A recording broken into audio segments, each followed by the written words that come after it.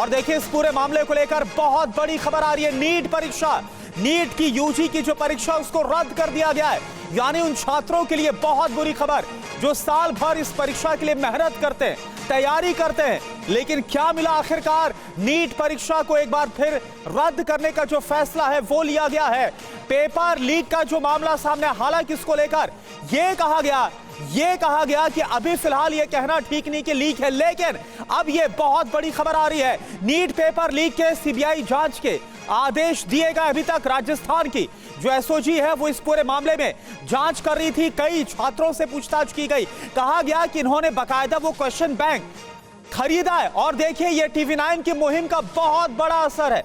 3 मई को NEET UG की जो परीक्षा है वो करवाई गई, लेकिन इससे पहले ही अप्रैल महीने से ही कुछ ऐसे क्वेश्चन बैंक है जो कि बाहर सर्कुलेट हो रहे थे, जिसका मिलान हूबहू जो असली क्वेश्चन पेपर है नीट का उससे उसका मिलान हो रहा था, लेकिन वैसे ही क्वेश्चन उस क्वेश्चन बैंक में थे। और इसी के बाद पेपर लीक को लेकर शक गहराया और आखिरकार अब इस पूरे मामले की जो जांच है वो सीबीआई की तरफ से की जाएगी। ध्वज आर्य इस वक्त हमारे साथ जुड़े हुए हैं। ध्वज, टीवी9 भारतवर्ष की तरफ से बड़ी मुहिम थी क्योंकि यह खबर बहुत ज्यादा गंभीर और सबसे बड़ा सवाल, जिस तरह से आप छात्रों से बात कर रहे थे, उन छात्रों का क्या जिन्होंने साल भर इस परीक्षा के लिए मेहनत की, परीक्षा दी, लेकिन अब इसको रद्द कर दिया गया है।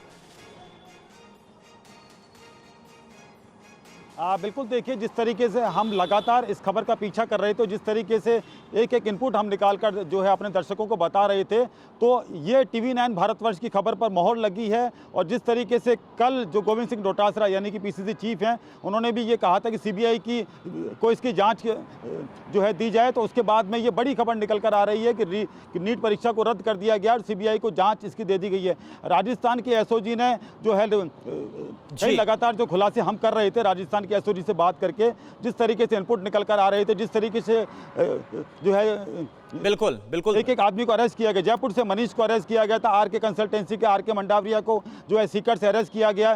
जिस तरीके से 20 लोगों से लगातार पूछताछ की जा रही है, राउंड अप करके उनसे लगातार पूछताछ की जा रही है। चौंकाने वाले खुलासे सामने आए कि ये किस तरीके से जो है पेपर पूरी तरीके से लीक हुआ और उसके साथ साथ किस तरीके से जो है एक दूसरे को जो है ये बेचा गया। अच्छा ध्वज एक बात बताइए, अभी तक इस पूरे मामले में अभी तक पशुपेश ये था इस पूरे मामले में कि इस बात से इनकार किया जा रहा था कि हम ये बोल नहीं सकते कि पेपर लीक हुआ है, क्योंकि एक ऐसा क्वेश्चन पेपर था जो कि मार्केट में अवेलेबल था, सर्कुलेट कर रहा था।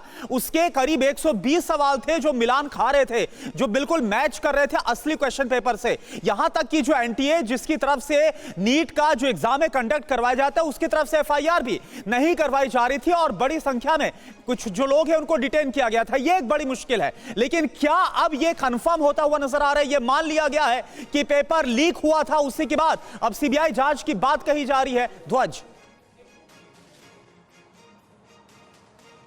जिस तरीके से नीट का जो पेपर होता है 180 क्वेश्चन अटेम्प्ट करने पड़ते हैं, उसमें 120 क्वेश्चन मिलना अपने आप में ये लीक की तरफ इशारा कर रहा था। लगातार जो है गैस पेपर की बात कही जा रही थी, लेकिन ये कहीं ना कहीं जिस तरीके से आंकड़ा 120 का आंकड़ा, 120 क्वेश्चन का आंकड़ा जो कि 300 से ऊपर की जो है नंबर देता है छात्र को, ये आंकड़ा अपने आप में बता रहा था कि लीक हुआ है। और जिस तरीके से एसओजी के अधिकारी लगातार हमसे बात करके हमें सूचना दे रहे थे, जिस तरीके से बता रहे थे इसकी तार अन्य राज्यों में भी हैं, यानी कि एनटीए ने भी माना है कि अन्य राज्यों बिल्कुल देश भर के कई अलग अलग राज्यों में इसकी जो तार है वो जुड़ते हुए नजर आए और इसी के बाद ये फैसला लिया गया। लेकिन 23 लाख, आप देखें बहुत बड़ी संख्या है, 23 लाख छात्रों को एक बार फिर से जो परीक्षा है देनी होगी।